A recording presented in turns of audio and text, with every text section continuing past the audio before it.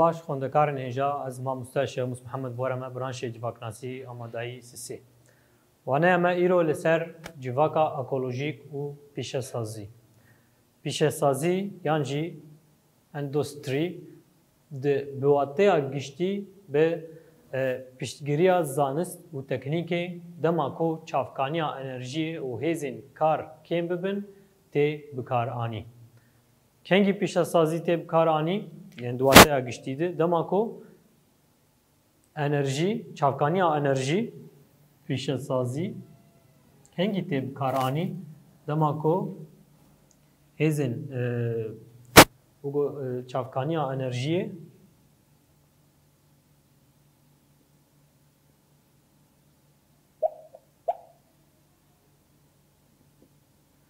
و هزین کار کم ببن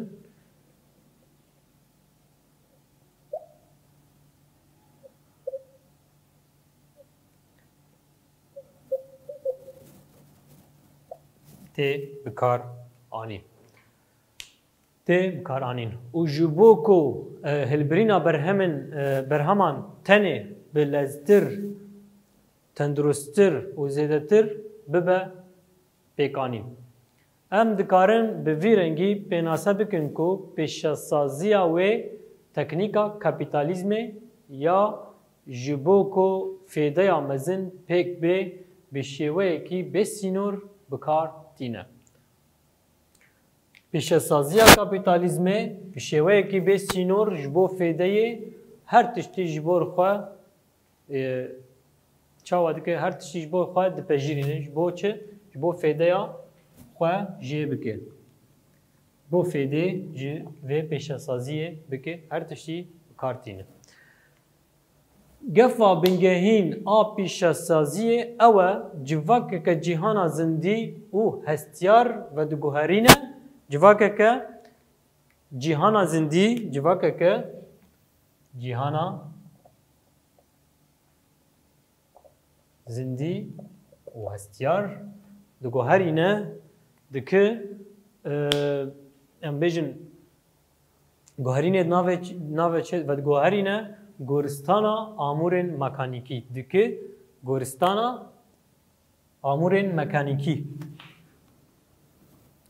و جهانی همی که خراب دکه آمورک جبو مکانیکا خواه پیک بینه دکه ترک دکه گورستان همی که خراب دکه او جواک دکه روبوت ده انجام ده جواک آکل ورژ جیان دکه دبن چه؟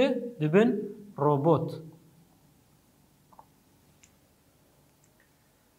اگر پیشه‌سازی نه سینوردار کرن تو جواک نکار جهان خواه یا هستان با آوایی که درست دوام بکه. اگر پیشه‌سازی نه سینوردار کرن سینورک جیر نه دانین و جواک ببچه ببوک روبوتا نکار با آوایی که درست جهان خواه بردوام بکه.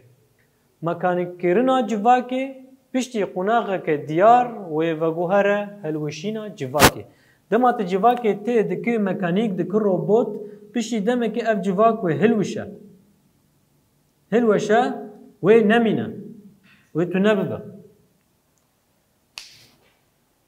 آلی کپیتالیزم یکو جشر مترسیتر یکو بهتر مراجعه بترسه بهتری شر هولدانا و کو پیشه‌سازی هر تم مزم بکه هر تم هولدان اندکی گوه پیشه‌سازی مزم تر بکه جهان جنها و بویه دل آمورن آشوپی و باجاران جخوزای خود دکه جهان بویه جنها و بویه دل آمورن آشوپی ای خیالی و باجاران جخوزای خود دکه پیشه‌سازی دکه کو باجار وکه پنجشیری پر ببن. پیشه‌سازی دبی سدم کوچه باجار وکه نخوشیا پنجشیری پر ببن. بلا ببن. تدبینه 4-5 گوند نزیکی هفن پیشه‌سازی دورده چه بو همه هاتن بو باجار. بو نوک نخوشیا یعنی بو نوک نخوشیا پنجشیری. دنوا جهان ده بلا دبه. Bajar bune cinawirin cihana meya ku zindiyan dadqurtînin. Bajar bune zindiyan hindirê xwe de dadqurtînin. Bajarên ku şêneyên wan bi 10 milyonanin tu wateyek wan a civakî tune ye. û bi tu awayî pîwîstî bi hebûna bajarên bi vî awayî jî tune ye. Bajarên ku hejmara wan bi 10 milyonan in, bêhtirî 10 milyonan in, tiştekî civakê bêgirêdan tê de tune ne. Tenê robot ji bo pêşasaziyê ji bo kar sîstemekê ku mirov ji civakbûnê derketiyê ketî nava pêşasaziyê de. Ji ber vê yekê bi awayekî penceşêrî ji mezinbûna nexweşeyan wêdetir tu wateya wê tune ye. Pêşasaziya roja îro di kîjan mercî de be bila bibe ji bo armancê xwe tu sînoran nas nake. Pêşasaziya roja îro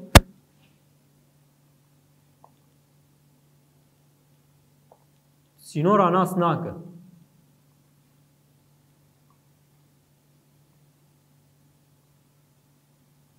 Ti sînor ji xwe danayîne.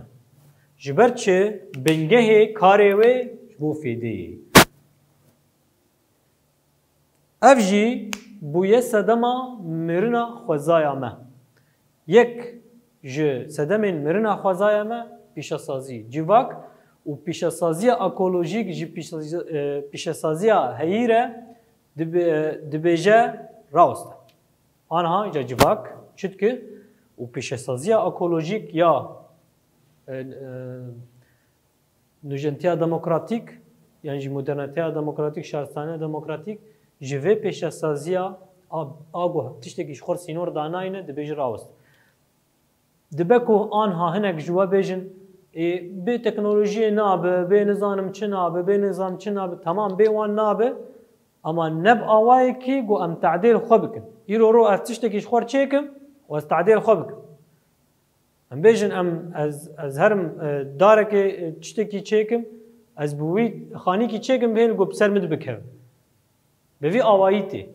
Ez derdora xwe xera dikim, xwezaya xwe xera dikim û bêhtirî wê xwezdûrî civakbûnê dixim ji bo ku ez vê teknolojiyê biparêzim.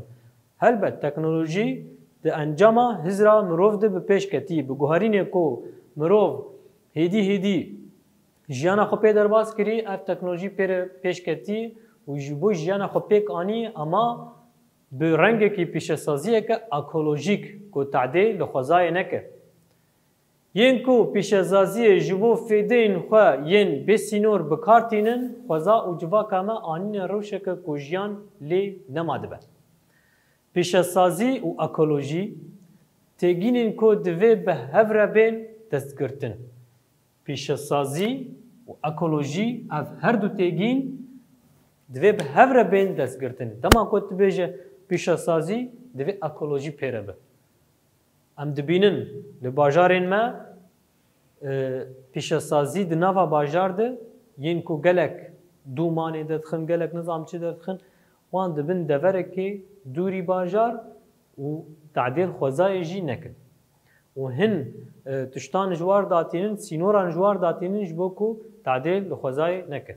Em dikarin sînorên pêşasaziyê tenê bi ekolojiyê ve diyar bikin. Pêşasaziya ku têkiliya xwe ji ekolojiyê qut kiriye, cudahiya wê ji amûrekê cûnawerî tune ye. Sînorên pêşasaziyê girêdayî sînorên ekolojî û pêwîstiyên taybet in. Ji civakê re çi pêwîst e, çi tiştekî taybet pêwîst e, girêdayî wê. Van her du sînoran derbas nake. Di vê rewşê de pêşasaziya ku derkeve holê dibe eko pêşasazî.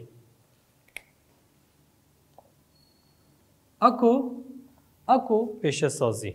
Hem kar dikiş boy civakê, teknîkê kartîne, teknolojiyê kartîne, civak di rewşa pêşketin û mayînde nûjentiyê de dihêle û hem jî di xwezaya civakê muqateye nahêle ku rewşa civakî bê xirabkirin. Ji ber vê yekê pêşasazî û teknîk tevî ekolojiyê nayên bikar anîn. Li vê derê pirsek rû dide. Ma di nûjentiya demokratîk de pêşesazî teknîk wêneyê bikar anîn di nûjentiya demokratîk de an heme behsa a kapitalizmê dikir ya gul fêdê digere ana îca me ne medanî bû pêşesaziya ekolojîk di wanaya berê de me derbas bû wê di şaristaniya yan jî nûjentiya demokratîk de wê pêşesazî yan jî teknîk wêneyê bikar anîn bêguman wê pêşesazî teknîk û teknolojî bên bikar anîn lê divê ziyanê nedin xweza û civakê wê bi xwezayê re di nava hev de bin. Têkiliya wan bi xwezayê re di nava hev de bin wê eko pêşesazî be. Ango ji dervê pêwîstiyên neçarî ziyanê dê nede xwezayê bingeh digire. Bingehê avabûna eko pêşesazî de divê ziyanê negîne xwezayê. Anha em ê aboriya komînal bibin. Aboriya komînal